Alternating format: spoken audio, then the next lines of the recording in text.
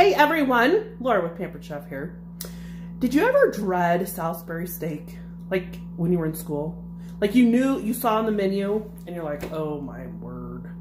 So the other night I'm looking through different things to make and I turned to Doug and I said, do you like Salisbury steak? He's like, yeah, figures.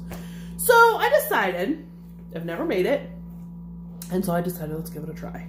So I'm gonna show you a recipe that I hope tastes better than what we had in elementary school. So let's get going. All right, so here we go.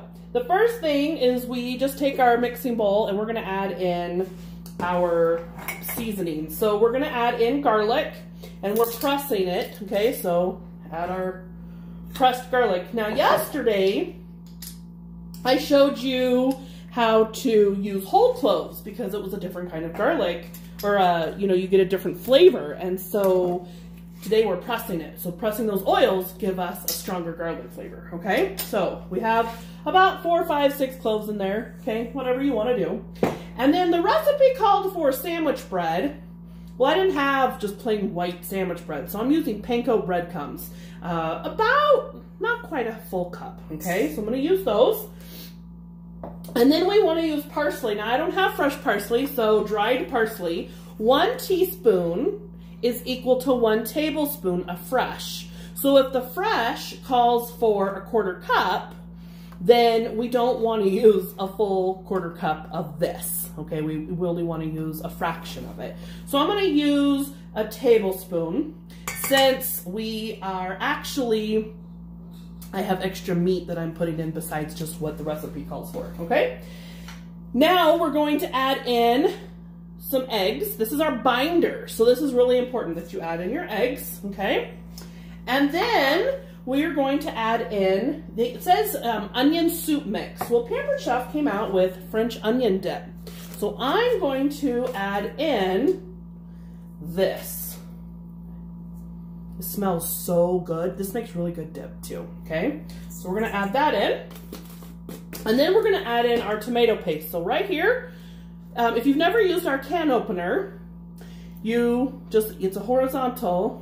You wanna be horizontal? So here's the deal, guys. If your can opener, even if you have a can opener that's been around for a long time, wash it. This all has moving parts, okay? But there's nothing sharp on this. So wash it and then lubricate it.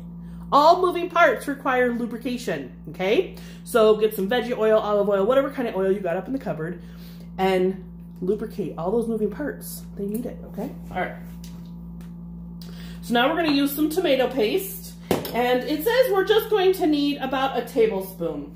So we're gonna use a heaping tablespoon since I'm doing extra, let's do hamburger meat, okay? Now, if you live here in Grand Junction, Colorado, I'm using hamburger meat from Van Winkle's. Janie Van Winkle's a friend of mine. You guys, her meat is fantastic. Oh my gosh, I love, love, love her beef. So, gotta try and connect with her, okay? So, Worcestershire sauce, we're gonna use about, it says a teaspoon. I'm gonna put in a little bit extra because I love the flavor of this. Mine is just in this smaller bottle because this bottle fits better in the door of my fridge. That's the only reason why it's in a different bottle, okay? All right, so then we add in our beef, okay? So we add this in and then we, careful, we got stuff flying everywhere. Look how it's packaged all nice, okay? So now we get in there and we just mix it all up, okay? And we mix all this. Now, one thing you have to be careful of, you do not want to mix, you don't want to over mix. Now, what do I mean by that? Well, if you actually do this too long, you will toughen your hamburger meat, okay? Why is he always get an itchy nose when you can't scratch it? All right, so this right here, you don't want to overmix. That's really, really important. Your meat will become very tough. And so we're just incorporating all of this. So when you get to this point, okay, this is good, okay? It's all mixed in, everything's right there. So now we just take it and we're going to make oval patties, okay? Because those are not hamburgers, they're oval patties, okay? So I'm gonna make those and I'm gonna make them in the oven. Let me wash my hands really quick. Or not the oven, the skillet, the stove. You're supposed to read between the lines when I say things. So, how can I make dinners like this really easy? Well, yesterday I made corned beef and cabbage, okay? Now, what do I have left over from that? Well, the corned beef I did too, so we're gonna have Reubens this week. But I also have potatoes and carrots left over. So here's the deal. I did cook some more potatoes in the pressure cooker, and I'm gonna make mashed potatoes out of what's left over, right in here, okay? And use those potatoes, and later this week we're also going to do potato cakes.